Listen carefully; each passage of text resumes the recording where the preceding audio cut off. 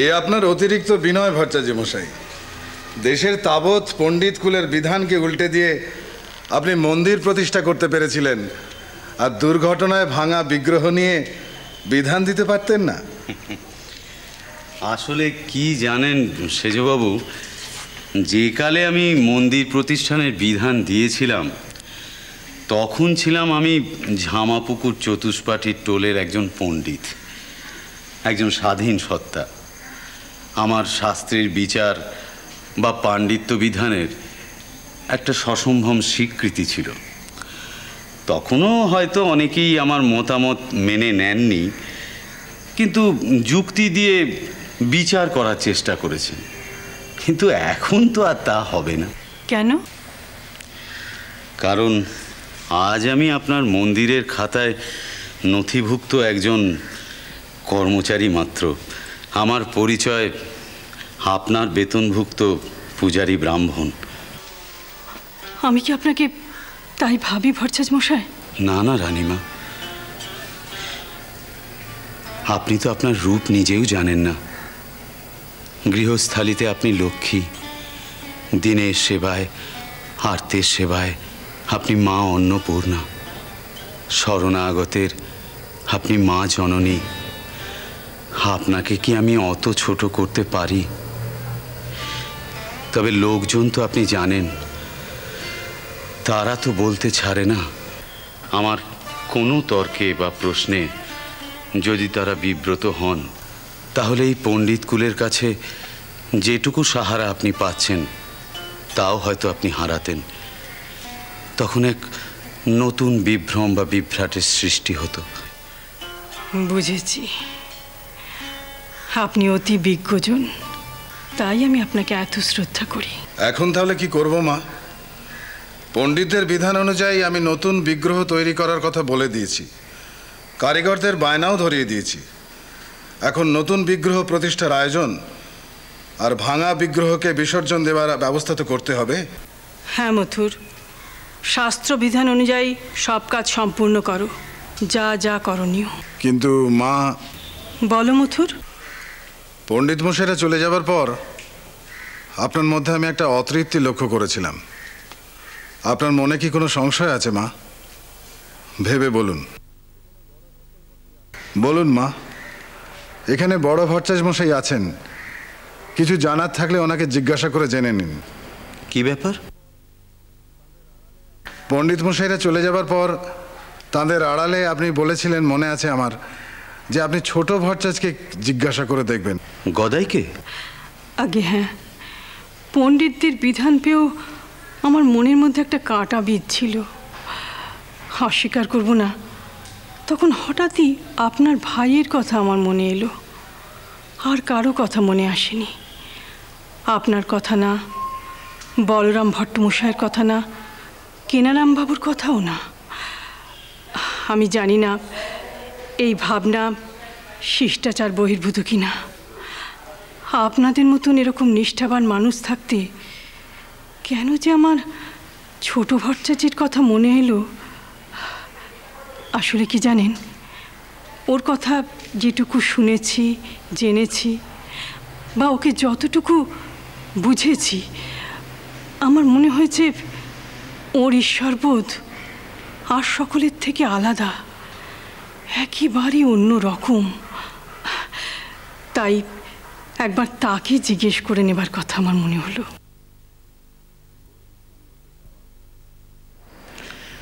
অতি সঙ্গত চাওয়া, আর সে কারণেই বোধহয় গদাই আপনার ডাকে সাড়া দিয়েছে। আয়।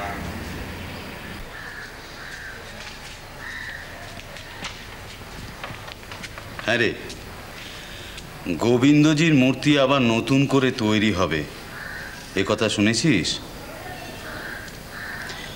তোর যদি এ ব্যাপারে কিছু মতামত থাকে তাহলে তুই বল।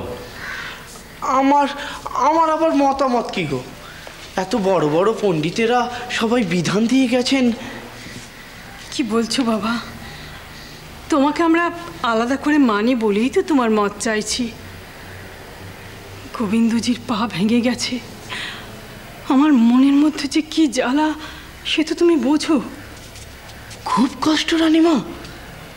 কি বলছো তুমি? আমি কি মিথ্যে বলছি তোমাকে? গোবিন্দজি সারা রাত ভাঙা পা নিয়ে বিছানায় শুয়ে ছটফট করলো। বদ্যি এলো না, কবিরাজ এলো না, তার চিকিৎসা হলো না। তার শরীরে যে কষ্ট, তোমার মনের কষ্ট কি তার চেয়েও বেশি? ঠাকুর তো কালো পাথরের মূর্তি, তার আবার ব্যথা কি, চালাকি।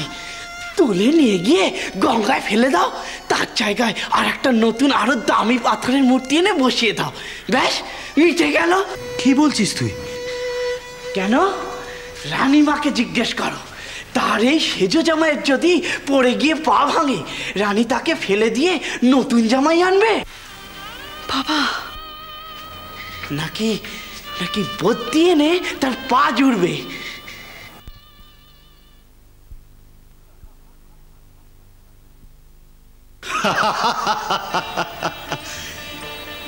নিন রানীমা, বিধান তো পেয়েই গেলেন। জয় মা ভবতারিণী, জয় গোবিন্দজি। এ যাত্রা বড় বাঁচা বেঁচে গেলে। এ তুমি কি বললে বাবা? এত সহজ সরল যুক্তি আমাদের কারোর মাথায় তো আসেনি। কেন আসেনি রানীমা, কেন আসেনি? গোবিন্দজির দিব্য আবির্ভাবে যদি ওই বিগ্রহ মূর্তিতে প্রাণ প্রতিষ্ঠা হয়ে থাকে, তাহলে তার পা ভাঙলে সেই প্রাণ কি বেরিয়ে যাবে? যে মূর্তিকে জীবন্ত ঈশ্বরের বিগ্রহ রূপে এত প্রেম, এত ভালোবাসা অর্পণ করলে, তাকে কি অত সহজে ফেলতে পারবে গো? রানীমা, তুমি ওই শাস্ত্রবিদদের বলে দাও, যে শাস্ত্র ভগবানকে ত্যাগ করতে বলে সে শাস্ত্র মিথ্যে, মিথ্যে, মিথ্যে।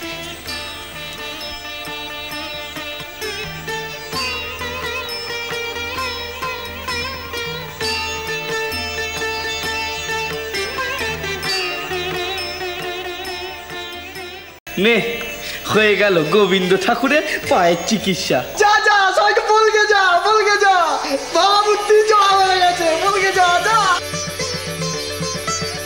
কি ঠাকুর, কেমন বুঝছো? ব্যথা ট্যাথা নেই তো? দিচ্ছিল তো তোমাকে গঙ্গায় ফেলে। তোমার ভাগ্যি ভালো, তোমার ভাগ্যি ভালো আমি ছিল। এবার তোমাকে একটা কাজ করতেই হবে। না না, হুকুম শুনবো না। হুকুম নয় ঠাকুর, প্রার্থনা। শুনি। আজ থেকে রাধা গোবিন্দ বিগ্রহের পুজোর ভার তোমাকেই নিতে হবে। ক্ষেত্রনাথ বাবুকে আমি ছুটি দিয়ে দেব, তার জন্য তার কোনো ক্ষতি হবে না, আমি পুষিয়ে দেব। তুমি রাজি হয়ে যাও ঠাকুর, এই মন্দিরের পুজো করো। মায়ের সাজ? মায়ের সাজ হৃদয়রাম করবে। তোমার বড়দাদার সঙ্গে আমার কথা হয়েছে, তোমার মত হলে ওনার আপত্তি নেই। শ্রীরাম কৃষ্ণ